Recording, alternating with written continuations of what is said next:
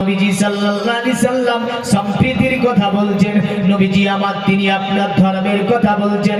আল্লাহর নবীর আপনার যে মসজিদে নবীজি আমার বসেছিলেন, ওই মসজিদে একটা ইহুদি যুবক আসলো, একটা অন্য ধর্মের যুবক আসলো। আসার পরে মসজিদে দাঁড়ালো, দাঁড়ানোর পরে প্রসাব করতে শুরু করলো। সাহাবীরা বলছে, ইয়া রাসূলুল্লাহ, ইয়া হাবিবাল্লাহ, ওগো নবীজি এমন করে দাঁড়িয়ে কেন প্রসাব করে? ইয়া রাসূলুল্লাহ, অনুমতি দেন, কারণ তাকে কতল করে দেব, তাকে আমরা মেরে দেব। আমার নবী বলে, না সাহাবী, অতএব তোমরা বসে যাও, তাকে প্রসাব করতে যাও। এ দুনিয়ার মুমিন মুসলমান, আল্লাহর নবী বলে তাকে প্রসাব করতে দাও। ওই ব্যক্তি প্রসাব করলো। আমার নবীজি তাকে কাছে ডাকলেন, বলে, এ যুবক, এ যুবক, তুমি আমার কাছে এসো। যুবকটা আমার নবীজির কাছে আসলো। আল্লাহর নবী বলল, তুমি তো কোন ধর্ম মানো? ওই যুবকটা বললে, মুহাম্মদ, আমি পৃথিবীতে যে ধর্মটা মানি সেটার নাম হচ্ছে ইহুদি ধর্ম। আমি হচ্ছে একজন ইহুদি ধর্মের মানব। আল্লাহর নবী বললেন, আচ্ছা, তোমরা যে ইহুদি ধর্ম মানো, ইহুদি ধর্মে কোন ধর্মীয় গ্রন্থ দেবে, ধর্মের জায়গা আছে, কোন ইবাদত করার তো জায়গা আছে? ওই যুবকটা বলল, হ্যাঁ মুহাম্মদ, ওই জায়গাটার নাম হচ্ছে গির্জা। আমরা গির্জার মধ্যে ইবাদত করি, গির্জার মধ্যে উপাসনা করি। আমার নবী বললেন, যুবক, বলতে হলে ওই গির্জার মধ্যে কি দাঁড়িয়ে প্রসাব করতে হয়? ওই যুবকটা উত্তর দিতে পারল না। আমার নবী বলল, শুনে রেখে দে, যেমন করে গির্জার মধ্যে দাঁড়িয়ে প্রসাব করতে হয় না, অনুরূপ মুসলমানদের মসজিদে দাঁড়িয়ে প্রসাব করতে হয় না। নবী বললেন, কোন মন্দিরে দাঁড়িয়ে প্রসাব করবি না, কোন পূজালয়ে দাঁড়িয়ে প্রসাব করবি না, কোন মসজিদের মধ্যে দাঁড়িয়ে প্রসাব করবি না, ধর্মীয় জায়গাতে দাঁড়িয়ে প্রসাব করবি না। আল্লাহর নবী বলল, যা, বাড়ি চলে যা। যুবকটা বাড়ি যেতেছিল, যেতে যেতে ভাবছে, অতএব আব্দুল্লাহর ছেলে মুহাম্মদ, তার মসজিদে আমি প্রসাব করলাম, ইচ্ছা করলে আমাকে কতল করে দিতে পারত, কিন্তু আব্দুল্লাহর ছেলে মুহাম্মদ আমাকে মারতে দেয়নি। আমাকে শিখিয়েছে মন্দিরে প্রসাব করবি না, গির্জাতে প্রসাব করবি না, এমন করে মসজিদে প্রসাব করবি না। যদি মুহাম্মদ ইচ্ছা করত শুধুমাত্র মসজিদের কথাটা উল্লেখ করত, কিন্তু আল্লাহর নবী শুধু মসজিদের কথা বলে নাই, নবীজি মন্দিরের কথা বললেন, গির্জার কথা বললেন, মসজিদের কথা বললেন। একসঙ্গে নবীজি বললেন, ধর্মীয় জায়গাতে প্রসাব করতে হয় না। তাই সে নবীর কাছে ঘুরে আসলো। আসার পরে কলেমা পড়ে ইসলাম ধর্ম গ্রহণ করলো। পৃথিবীর মুমিন মুসলমান, একই গ্রামে মুসলমান, হিন্দু, জৈন, খ্রিস্টান বসবাস করে আমার ভারতে, একই জায়গাতে। পাশাপাশি মুসলমানের ঘর, তার পাশে আছে আপনার হিন্দুর ঘর। একদিকে মন্দির, একদিকে মসজিদ। মন্দিরে পূজা হবে, আপনার মসজিদে নামাজ হবে। এ ছিল ভারতের সম্প্রীতি। কিন্তু এখন নষ্ট করে ফেলেছে না ফেলেনি? ফেলেনি, নষ্ট করে ফেলেছে। বলছে আজানে ঘুম ভেঙে যায়। সুপ্রিম কোর্টে রায় পেশ করলো, তো সুপ্রিম কোর্টটাকে শুনানি করবে। আল্লাহ বলছে, তুই ওখানে মামলা দায়ের করবি, আর আমি আল্লাহ প্রেসক্রিপশন ঠিক করে রেখেছি। কি ঠিক করে রেখেছে? প্রেসক্রিপশন বোঝেন? ও ডাক্তারের কাছে যাওয়া মাত্রই প্রেসক্রিপশন করে দিল, প্রতিদিন রাত 3টের সময় উঠে 3 কিলোমিটার দৌড়াবে। সে ঠান্ডা হোক আর গরম হোক। তোর ফজরে যদি ঘুম ভেঙে যায়, ঘুম এমনিতেই ভেঙে যাবে। ওখানে ঘুম ভাঙে না, ওখানে উঠা যায়। তো যাই হোক, সম্প্রীতি কি ছিল ভারতের, এই নিয়ে একটা কথা বলে তারপরে চলে আসবে ইনশাল্লাহ আমি রাসূল সাল্লাল্লাহু আলাইহি ওয়াসাল্লাম ও বেদ কি বলতে চেয়েছে। দেখেন, সম্প্রীতি এটাই ছিল। বাদশাহ আলমগীর নাম শুনেছেন তো? তিনি বসে আছে সিংহাসনের উপর, বিচার চলছে। একজন সনাতন ধর্মের মানুষ দাঁড়িয়ে গেল, হিন্দু ধর্মের মানুষ, বলে, মহান বাদশাহ, আপনার কাছে একটা বিচার নিয়ে এসেছি। বাদশাহ আলমগীর বলল, বলো, কি বিচার নিয়ে আমার দরবারে হাজির হয়েছে? ওই সনাতন ধর্মের মানুষটা বলল, হুজুর, আপনাদের শরীয়তে কি কোন মুসলমান যুবক কোন হিন্দু মহিলাকে বিবাহ করতে পারবে? বাদশাহ আলমগীর বলল, না, কারণ সেই ব্যক্তি যদি ইসলাম ধর্ম গ্রহণ করে, স্বেচ্ছায় যদি ইসলাম ধর্ম গ্রহণ করে, তবে তার মাসালাটা আলাদা হবে। বলল, যেহেতু মুসলমান, অতএব হিন্দু মহিলাকে বিবাহ করতে পারবে না। ওই ব্যক্তিটা দাঁড়িয়ে বলল, হুজুর, আমার বাড়িতে একটা পরমা সুন্দরী মেয়ে আছে, আপনার ভাতিজা তাকে বিবাহের জন্য পয়গাম দিয়েছে, এই বিচারটা আপনার আদালতে দায়ের করলাম। এই ভারতের মহান বাদশা, দয়া করে আপনি বিচারটা আমাকে করিয়ে দেবেন। এই বিচারটা কি হতে পারে? বাদশা আলমগীর বলল, আচ্ছা, তোমার মেয়েকে বিবাহ করার জন্য আমার ভাতিজা বলেছে? বলে, হ্যাঁ, আপনার ভাতিজা বলেছে। বলে, বাদশা বলল, ঠিক আছে, যদি আমার ভাতিজা তোমার কন্যাকে বিবাহের জন্য পয়গাম দেয়, আমি হচ্ছি হিন্দুস্তানের বাদশা, আর বাদশার ভাতিজা যদি সত্যকারী পয়গাম দিয়ে থাকে, এই পয়গাম তোমাকে মেনে নিতে হবে। ওই সনাতন ধর্মের মানুষটা বলছে, কেমন বিচার? এই বাদশা, আপনি এই মাত্রই বললেন কোন মুসলমান যুবক কোন হিন্দুকে বিবাহ করতে পারবে না, আর আপনি বলছেন যে না, মেনে নিতে হবে। বলে, হ্যাঁ, মানতে হবে। ওই ব্যক্তিটা কাঁদতে কাঁদতে মাজমা থেকে বেরিয়ে গেল। বাদশা ডাকলো ভাতিজাকে, বলে, তুই কি হিন্দু মহিলাকে বিবাহ করতে চেয়েছিস? বলে, হ্যাঁ। বলে, তাই? বলে, হ্যাঁ। দিন ধার্য করল, বিরাট সমাগম। আগেকার বাদশাদের বিয়ে গেলে কি করতো জানেন? আগেকার বাদশাদের বিয়ে গেলে টাকা দিত, ফকির কেনা দিত না। বাদশাহ আলমগীর কি করলো? তাহাজ্জুদের নামাজ পড়লেন। তিনি তাহাজ্জুদের নামাজ পড়ে একটা ছিঁড়া জুব্বা পরেছে, একটা চাবুক নিলেন, মুখটাকে হিজাব দিয়ে ঢেকে দিলেন, লাইনে গিয়ে বসলেন। লাইনে গিয়ে বসেছে, যখনই ভাতিজা টাকা দিতে যাবে, হাফ করে হাতটাকে ধরে ঘোড়ার পৃষ্ঠে থেকে নেমে নিল, মুখোশটা খুলে ফেলল।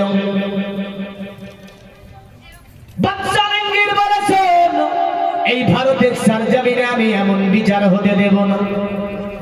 চাবুককে বের করে পিটাতে শুরু করল।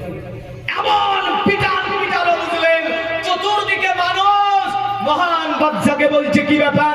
সেই দিন আপনি রাজ দরবারে বিচার করলেন না, আর আজকে এত মানুষের মধ্যে নিজের ভাতিজাকে পিটাচ্ছেন, ব্যাপারটা কি? বলে, পুরা ভারতে একটা ইতিহাস হয়ে থাকবে যে বাদশা আলমগীরের বিচারটা কেমন হতে পারে।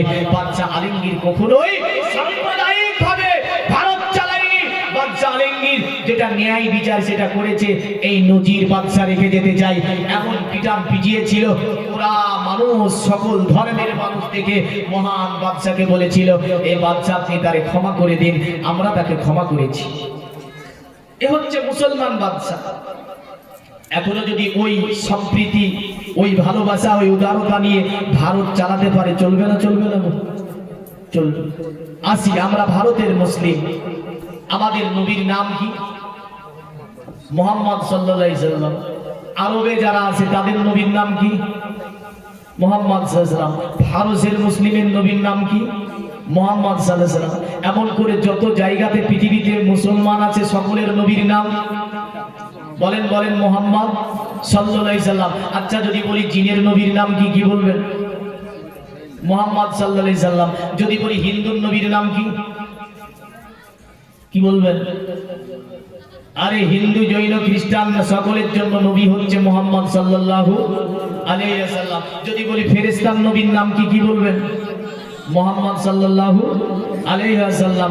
যদি বলি আল্লাহর নবীর নাম কি? কি বলবেন?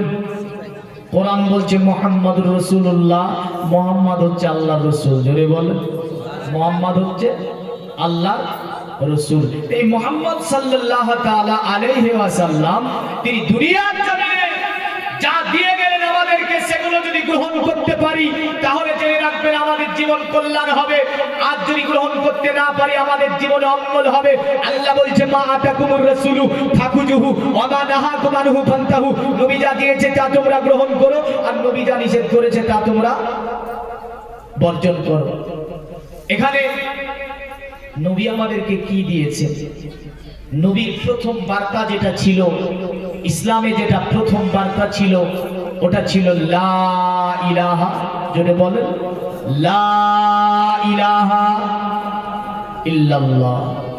নেই কোনো মাবুদ আল্লাহ ছাড়া, নেই কোনো মাবুদ আল্লাহ ছাড়া। আচ্ছা, আল্লাহ ছাড়া কোনো মাবুদ আছে গো? কোরআন বলছে, কুল হু আল্লাহু আহাদ। আল্লাহ হচ্ছে এক। দুনিয়াতে আপনার এমন করে আল্লাহ এক, এই কথাটা মুসলমান বলল। আমাদের পূর্বে একজন নবী এসেছিল যার নাম ঈসা নবী আলাইহিস সালাম। ঈসা নবীকে যারা মানে তাদেরকে বলা হয় খ্রিস্টান। এরা বলছে না আল্লাহ এক নয়, আল্লাহ হচ্ছে তিন, তারা তৃতীয়ভাবে বিশ্বাস করে। তারা বলে গড দি হলি সন, গড দি হলি ফাদার, গড দি হলি গড। অতএব পবিত্র পিতা, পবিত্র সন্তান, পবিত্র আত্মা, এই তিনটি হচ্ছে আল্লাহ। এখানে পারসিকরা আপনার কি করলো? বিরোধিতা করলো। পারসিকরা বললে দুনিয়ার জমিনে আল্লাহ কখনো তিনটি নয়, অতএব আল্লাহ হচ্ছে দুটি। বললে দুটি আল্লাহ কি করে হলো? বলে এক আল্লাহ মঙ্গল করে আর এক আল্লাহ অমঙ্গল করে। বলুন নাউজুবিল্লাহ। আর সনাতন ধর্মে তো আল্লাহর কোনো শেষ নাই, কারণ আমরা দেখতে পাই তাদের বেদে বলে এক সময় তাদের আপনার কতটা মাবুদ ছিল। কামনেস্তেতে হতুঙ্গানা প্রাপন্ন দেবতা টাং টাং নেমাস্তাই প্রাকিতানে আতাসাবা। এক সময় কাবার মধ্যে তারা 360টি ভূত রেখেছিল। কারণ নাম রেখেছিল আপনার, কারণ নাম রেখেছিল লাত, কারণ নাম রেখেছিল মানাত, কারণ নাম রেখেছিল হানাত, কারণ নাম রেখেছিল সানাত, কারণ নাম রেখেছিল জানাত। এমন করে 360টি মূর্তি রেখে কাবার মধ্যে একটা সময় তারা পূজা করত। আমার নবীজি আসার পরে বলল শোনো, এমন করে কেন তোমরা এগুলোর পূজা করো, এগুলোকে কেন তোমরা সিজদা করো? তারা বলল আব্দুল্লাহ ছেলে মুহাম্মদ, অতএব তুমি কি বলতে চাও? এগুলো সিজদার বিরোধী করো তুমি। আমার নবী বললে মক্কার মানুষ শোনো, এক আল্লাহ ছাড়া অন্য কাউকে মানা যাবে না, এক আল্লাহ ছাড়া অন্য কাউকে জানা যাবে না, এক আল্লাহ ছাড়া অন্য কারো ইবাদত বন্দেগী করা যাবে না। যদি মানতে হয় আল্লাহকে মানো, আল্লাহ ছাড়া অন্য কাউকে মানা যাবে না। তখন তারা বলল মুহাম্মদ তুমি কোন আল্লাহর ইবাদত বলতে চাও? আমার নবী বললে যে আল্লাহ আসমান জমিন চন্দ্র সূর্য গ্রহ তারা নক্ষত্র এমন করে সমস্ত সৃষ্টি জাহানকে সৃজন করেছেন, ওই আল্লাহর কথা আমি তোমাদেরকে বলছি। ওই আল্লাহ ছাড়া অন্য কারো ইবাদত করা যাবে না। তখন তারা বলল মুহাম্মদ ওই আল্লাহকে পাওয়ার জন্য আমরা এতটি মূর্তি তৈরি করেছি। আল্লাহ হুম্মা সাল্লি আলা সাইয়্যিদিনা মাওলানা ওয়ালা আলি সাইয়্যিদিনা ওয়ালা আলি সাইয়্যিদিনা মাওলানা। আরে একদিন তোমাকে পরিয়ে কাফন, আত্মীয় স্বজন করে বেদাফন। জোরে বলুন সুবহানাল্লাহ। একদিন তোমাকে পরিয়ে কাফন, আত্মীয় স্বজন করে বেদাফন। হঠাৎ চলে যাবে আদরের ধন, প্রিয় মা বাবার ভাসিয়ে নয়ন। তৈরি থেকো তৈরি রেখো সুন্নাতি আমাল ইমান, একদিন তোমারি নাম মসজিদে হবে এলান। হবে না? হবে না? মসজিদে একটু সরাসরি দেবেন, কারণ আমি ঠিক জায়গায় আসতে একটু সময় লাগবে। ঠিক জায়গায় ইনশাআল্লাহ এসে যাব, এটা আমার বিশ্বাস। একদিন তোমারি নাম মসজিদে হবে এলান। তৈরি থেকো তৈরি রেখো কবরে মান সামান, একদিন তোমারি নাম মসজিদে হবে এলান। একদিন তোমারি নাম মসজিদে হবে এলান। নামে সামন জারি করিবে এত, বন্ধ হয়ে যাবে জীবন নাটক। বাহাদুরি থাকিবে না দেহে যাইবন, ফুরিয়ে বসন্ত আসিবে শ্রাবণ। আসবে না? আসবে না? এই যে রক্তের তেজ গরম অহংকার, এমন করে শরীরের গতি শরীরের তেজ একদিন ফুরিয়ে যাবে, যেমন বসন্ত চলে গেলে শ্রাবণ মাসের দেখা মেলে। নামে সাবধান করিবে এত বন্ধ হয়ে যাবে জীবন নাটক। বাহাদুরি থাকিবে না দেহে যাইবন, ফুরিয়ে বসন্ত আসিবে শ্রাবণ। তৈরি থেকো তৈরি রেখো কোরআনি আমালি মান, একদিন তোমারি নাম মসজিদে হবে এলান। একদিন তোমারি নাম মসজিদে হবে এলান। আল্লাহুম্মা সাল্লি আলা সাইয়্যিদিনা মাওলানা মুহাম্মদ ওয়া আলা আলি সাইয়্যিদিনা ওয়া আলা আলি সাইয়্যিদিনা মাওলানা। পৃথিবীর মুমিন মুসলমান, এই কারণে আপনার প্রেমে বলল শুনে রেখে দে, দুনিয়ার জমিনে যিনি একজন এসেছে তার নাম হচ্ছে মুহাম্মদ। কি নাম? ভবিষ্য পুরাণের ভাষায় আছে এতসলিল্লম ধরে মিলচ্ছাচার্যেন সম্ভাবিত মহামাদিতি খ্যাত সিদ্ধ সখা সম্ভাবিত নিত্যসেজ মহাদেবাং মরুস্থল নিবাসী নব গঙ্গা জলস্থ সমস্নাপ্য পঞ্চগব্য সম্ভবিতে নমস্তে পিরিজানাথ মরুস্থল নিবাসিনে তীব্রার সুরনাশাই বহুমায়া প্রবার্তিনে। বলল দুনিয়ার মানুষ শুনে রেখে দে, দুনিয়ার জমিনে অতএব মরুর স্থলে একজন ব্যক্তি আগমন করবে, নাম হবে তার মুহাম্মদ। মুহাম্মদ শব্দটি সংস্কৃতি শব্দ, এই শব্দের যদি আপনি আরবি করতে যান, আরবি হবে মুহাম্মাদুর রাসূলুল্লাহ। সকলে পড়ি সাল্লাল্লাহু আলাইহি ওয়াসাল্লাম। বলল মুহাম্মদ নামে যিনি আসবে তার চরিত্র হবে অতি উত্তম। মানুষ তার চরিত্র দেখার পরে দরে দরে যাবার পরে তার ধর্মে দীক্ষিত হবে। এমন করে মুহাম্মদ দুনিয়ার জমিনে তলোয়ার দেখিয়ে নয়, মুহাম্মদ সাল্লাল্লাহু তিনি দুনিয়ার জমিনে অন্য কোন অস্ত্র এটাম্মাম দিয়ে নয়, তিনি যা দিয়ে ইসলাম প্রচার করবে সেটার নাম হচ্ছে চরিত্র। চরিত্র দিয়ে আমার নবী পাক দুনিয়ার জমিনে ইসলামকে প্রচার করেছে। জোরে বলেন সুবহানাল্লাহ। সুবহানাল্লাহ। বিজ্ঞান বলেন, মনীষী বলেন, জ্যোতিষী বলেন, গবেষক বলেন, পৃথিবীর জমিনে এক এক করে আপনি দেখতে চলেন, দেখতে পাবেন মুহাম্মাদের জীবনকে নিয়ে তারা গবেষণা করলো, জীবনে একটাও ভুল খুঁজে বের করতে পারেনি। কারণ এমন একজন মানব দুনিয়াতে এসেছিলেন যার দীর্ঘ 63 বছরের জিন্দেগি মা হালেমা মা আমেনার বাড়ি থেকে নিয়ে একদম আপনার মা আয়েশাতুল হুমায়রার হুজরা মোবারকে মা আয়েশার কোলের উপর মাথা দিয়ে তিনি দুনিয়াকে আপনার ছেড়ে দিচ্ছেন। এমন একজন ব্যক্তি যিনার নাম মুহাম্মদ, যিনার আপনার কোনদিন কান্তরে দীর্ঘ 63 বছরের জিন্দেগিতে ভুল বলে কোনো জিনিস নাই, মিস্টেক ভাবেও জীবনে কোনোদিন তিনি একটা মিথ্যা কথা বলেননি, তিনি জীবনে কোনোদিন ভুল পথে চলেননি। এমন মানবের নাম হচ্ছে মুহাম্মদ সাল্লাল্লাহু আলাইহি ওয়াসাল্লাম। তাই তারা বলল যে অতি চরিত্রবান হবেন তিনি। কি দিয়ে ইসলাম প্রচার করবে? বলে তিনি চরিত্র দিয়ে ইসলাম প্রচার করবে।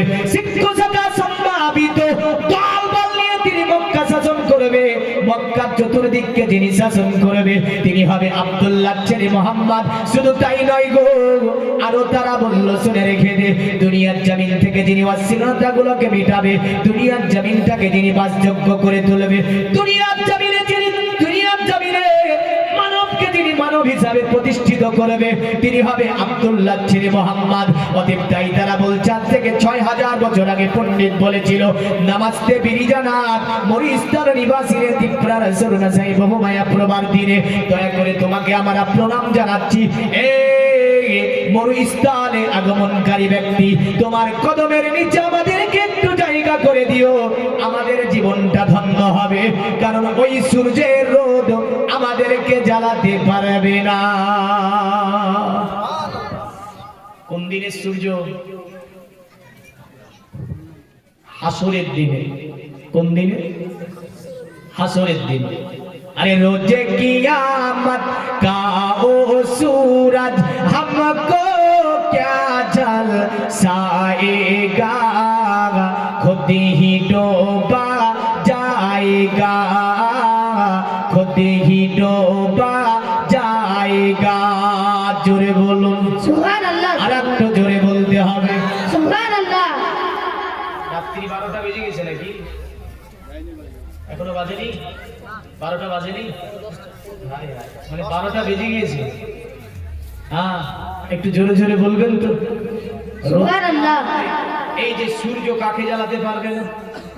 रोजे कियामत का ओ सूरज हमको क्या जलसाएगा, खुद ही डूबा जाएगा, खुद ही डूबा जाएगा।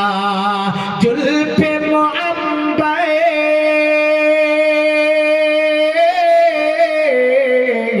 जुल्फे मुअम्बर के चाई में करेंगे हम आराम। বুঝতে পারেননি? একলা বক্স বাজে রেখে দম দম দম দম করে বাজছে। এই পুষ মাসে আমাদের মুর্শিদাবাদে খুবই বাজায়। আর একটা গান বলে ওদের, কি যে বলে কি যে কয় ও বুঝেন আর বাপু বুঝেন। হ্যাঁ, আর নাচে শুধু নাচে না। সুন্দর ভাষা, এত সহজ ভাষা যদি বুঝতে না পারেন তাহলে কি করে হবে? হ্যাঁ, বুঝতে পারলে তো সুবহানাল্লাহ বলবে, আর না বুঝতে পারলে বলবে না। কারণ আশিকে রাসূল যারা হবে তারা আমার নবীজির কমলিওয়ালা চাদরের ছায়ার নিচে সেই দিন আশ্রয় নেবে। জোরে বলেন সুবহানাল্লাহ, সুবহানাল্লাহ। নবীর চাদর চান না? চান না? এই হাত উঁচু করে বলেন তো, চান না? চান না? কিয়ামতের দিন নবীর চাদর চাই না? চাই না আমরা? আলহামদুলিল্লাহ।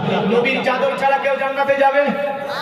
এটা শুধু মুসলমান বলেনি, সনাতন ধর্মে ভবিষ্যৎ পুরাণ বলছে শোন, অতএব নবীর ওই ছায়া ছাড়া কিয়ামতে কোনো পরিত্রাণ পাওয়া যাবে না। তাই তারা বলেছিল তিপ্রা রাসূলুল্লাহ সাই বহু মায়া প্রবার দিনে ওই কঠিন যে দিবসটা হবে, ওই কঠিন দিবসে মুহাম্মদ সাল্লাল্লাহু আলাইহি সাল্লাম তোমার কদমের নিচে একটু করে জায়গা দিও, আমাদের জীবন ধন্য হয়ে যাবে। তাহলে যারা বলছে নবী কি করতে পারে, এটা একটা ব্ল্যাক লিস্টের কোম্পানি, বুঝলেন? এই কোম্পানি খুব মারাত্মক কোম্পানি। আমাদের দিকে দেখবেন একটা কোম্পানি এসেছিল রোজ ভ্যালি, কি নাম? তো বললো টাকা রাখলে 6 মাসে তোমাকে ডবল দেব। কয় মাসে? 6 মাসে ডবল দেব। লোকে দেখছে 6 মাসে ডবল রেখেছে, টাকা আছে তো? টাকা আছে নিয়ে সব পালিয়েছে। এখন একটা কোম্পানি বেরিয়েছে, বুঝলেন? নতুন কোম্পানি। ওই কোম্পানি আবার বলছে সুন্নত পড়তে হবে না। কি অফার দেখেন কোম্পানি! সুন্নত পড়তে হবে না, নফল পড়তে হবে না, বিনা উযুতে কোরআন শরীফ ছোঁয়া যাবে, শবে বরাতে রোজা রাখতে হবে না, নামাজ শবে বরাতে করলে গুনাহ হবে। নাউজুবিল্লাহ বলেন। এখন কিছু যুবক বলছে কোম্পানিতে বিরাট অফার, এত বড় অফার, নফল নাই, রোজা নাই, কিচ্ছু নাই, আবার বলছে জান্নাত বিনা টুপিতে নামাজ। হ্যাঁ, টুপি লাগবে না, গামছা গায়ে নামাজ পড়ো। আর দুদিন বাদ দিয়ে কি বলবে জানেন? আরো কিছুদিন বাদ দিয়ে বলবে এমনি তো বলেই দিয়েছে গোসল না করে নামাজ হবে। হ্যাঁ, গোসল না করে বলেছে রোজা রাখা যাবে, রোজা অবস্থায় মিলন করা যাবে। কি অফার কোম্পানির! মনে রাখবেন, রোজ ভিলির মতো এই কোম্পানিটা পালাবে অল্প দিনই। এই কোম্পানি আপনার ইমান নিয়ে পালাবে। এই কোম্পানিটা মানা যাবে? কি অফার দিচ্ছে দেখেছেন তো? পাকা চিটার কোম্পানি, যে কোম্পানি নামাজ মাফ করে, যে কোম্পানি আপনার ইমান চুরি করার চেষ্টা করে, এই কোম্পানিটা চলছে ব্যাপক হারে। আর এই কোম্পানির কথা কিছু কিছু যুবক মেনে বলছে এ বেদাত, ও বেদাত, ও বেদাত। এই কোম্পানির কাছে কোন ডকুমেন্টস নাই, শুধু সবারই ডকুমেন্টস বেদাত, বেদাতের দলিল দেয়। কি চালাক দেখেছেন! একবার বস তো জুতিয়ে ভিজিয়ে তোকে মেরে তো চামড়া বিনিয়ে দেবো। হ্যাঁ, একবার বস, কাঠগড়াতে একবার বসলে টের পাবি কি আছে আর কি নাই। হ্যাঁ, আমার বাপ দাদু 14 গোষ্ঠী এই সাবে বেড়াতে রোজা রেখেছে, এরাতে নামাজ পড়েছে, আর এ বলছে এরাতে নামাজ পড়লে গুনাহ হবে। একে জুতা ভিজিয়ে মারবেন কোনদিন পেলে, শুকনো জুতা মারলে লাগবে তো। খবরদার, মনে রাখবেন। তাহলে হাসরের দিনে আমরা চাই নবীর কদম। জোরে বলেন সুবহানাল্লাহ। আরে জুলফে মুআম্বার কে চাই মে मदीना तुझे सलाम, मदीना तुझे सलाम। अरे नामे नबी हम लेते हैं और हासिदी क्यों जल जाती है, माथे पे बल आती है, माथे पे बल आती है। दिल की तकती पर लिखते हैं हमारे नबी का नाम। जोरे बोलो जोरे। সুবহান আল্লাহ সুবহান আল্লাহ আমাদের একদিকে লেখা আছে লা ইলাহা ইল্লাল্লাহ, অপর দিকে কি লেখা আছে মুহাম্মাদুর রাসূলুল্লাহ।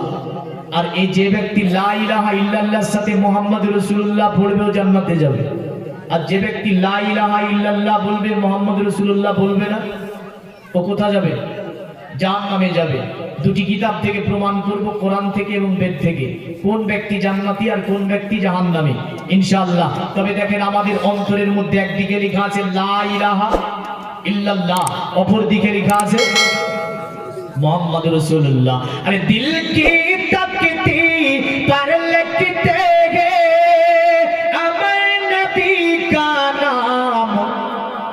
बांग्ला बोलेছি কিন্তু मदीना तुझे सलाम, मदीना तुझे सलाम। नूर का सागर, नूर का मागर, नूर का चलका जाम, मदीना तुझे सलाम, मदीना तुझे सलाम। साहिल रहमत का ओ साहिल कैसा हो नाकाम, मदीना तुझे सलाम, मदीना तुझे सलाम। जोरे बोलो সুবহান আল্লাহ সুবহান আল্লাহ। এ দুনিয়ার মুমিন মুসলমান, আমার নবীজি সম্পর্কে তাই তারা বলল নমস্তে বিরিজানাত মুরিস্তাল নিবাসিনে তিপ্রারসুল নাসাই বহুমায়া প্রবার দিনে। ওগো দয়ার নবী, দয়া করে তোমার কদমের নিচে আমাদেরকে একটু জায়গা করে দিও, আমাদের জীবনটা ধন্য হবে। আল্লাহর কোরআন বলছে কুল, হে নবী আপনি তাদেরকে বলে দিন ইন কুনতুম তুহিব্বুন আল্লাহ, কেউ যদি আল্লাহকে পেতে চায়, আল্লাহর সান্নিধ্য লাভ করতে চায়, আল্লাহর সঙ্গে প্রেম প্রীতি ভালোবাসা মহব্বত করতে চায়, ফাত্তাবিউনি, তারা যাতে আপনার ইত্তেবা করে, আপনার অনুসরণ করে, আপনার অনুচরণ করে। যদি তারা আপনার অনুচরণ করে নিতে পারে, আমি আল্লাহ কথা দিলাম কুমুল্লাহু, আমি আল্লাহ আমাকে তারা পেয়ে যাবে। আর আমাকে যখন তারা পেয়ে যাবে, ওয়ায়াগফির লাকুম যুনুবাকুম আল্লাহু গফুরুর রহিম, আমি আল্লাহ তাদের জীবনের সব গুনাহগুলো maaf করে দেব। জোরে বলেন সুবহানাল্লাহ। সুবহানাল্লাহ। মানব আপনাকে একটা কথা বলে যাই, আমার নবীজি সাল্লাল্লাহু আলাইহি সাল্লাম বারবার তিনি মানব বলে কথা বলেছিলেন। আমার নবী যখন সাফা পাহাড়ের উপর দাঁড়িয়েছিলেন, ডানে মানুষ বামে মানুষ পিছনে মানুষ সব সম্প্রদায়ের মানুষ। 632 খ্রিস্টাব্দে তো নবী ডাকছে কি বলে জানেন? ইয়া আইয়ুহান নাস, এই মানব সকল। 632 খ্রিস্টাব্দে তো মক্কা জয় করে নিয়েছে নবী। 630 খ্রিস্টাব্দে মক্কা জয় হচ্ছে, 632 খ্রিস্টাব্দে ব্যাপক হারে ইসলাম কায়েম হয়েছে মক্কাতে।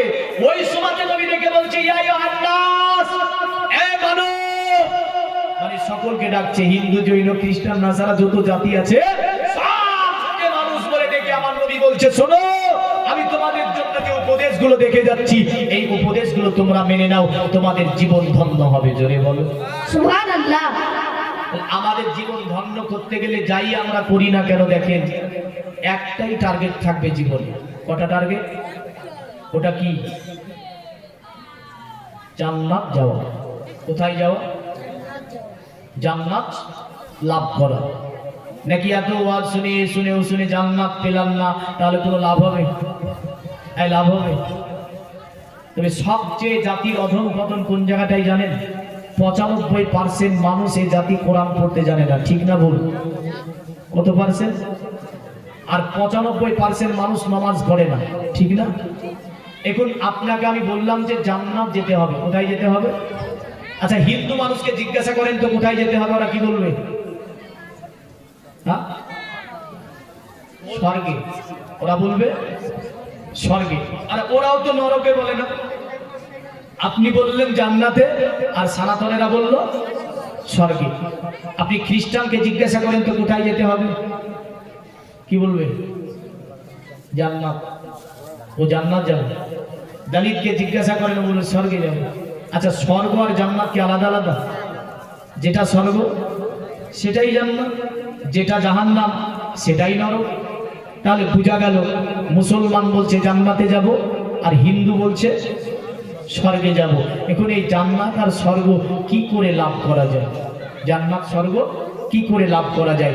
আজ থেকে 1500 বছর আগে একজন জ্যোতিষী ছিল, বললেন। এই ঘটনাটা বলবো খুব বিস্তারিত, তবে এর মধ্যে বহু কিছু আপনি পেয়ে যাবেন। কত বছর আগে বললাম? 1500 বছর আগে। সিরিয়ায় বাড়ি ছিল তার। এই সিরিয়ায় তিনার নাম ছিল সাতহি জ্যোতিষী। কি নাম? সাতহি জ্যোতিষী। তো সিরিয়ার বাদশাহ সাতহি জ্যোতিষীর কাছে কিছু মানুষ পাঠিয়েছিল। কবে? 12ই রবিউল আউয়াল, যেদিন নবীজি দুনিয়াতে এসেছিল। ওই রাত্রিতে আপনার সিরিয়ার বাদশাহ সে যেন আপনার স্বপ্ন দেখছে, যেই দিন আকা দুজাহা সাল্লাল্লাহু আলাইহি সাল্লাম দুনিয়ার জমিনে পদার্পণ করছে। সিরিয়ার বাদশাহ রাত্রিতে ঘুমিয়ে আছে, স্বপ্ন দেখছে যেন সিরিয়ায় ঢুকতে একটা নদী আছে, নদীটার নাম দাজলা নদী। এই দাজলা নদী পার করে কেউ যেন আপনার সিরিয়ার মধ্যে প্রবেশ করছে। বাদশাহ হঠাৎ করে আপনার ঘুমটা ভেঙে গেল।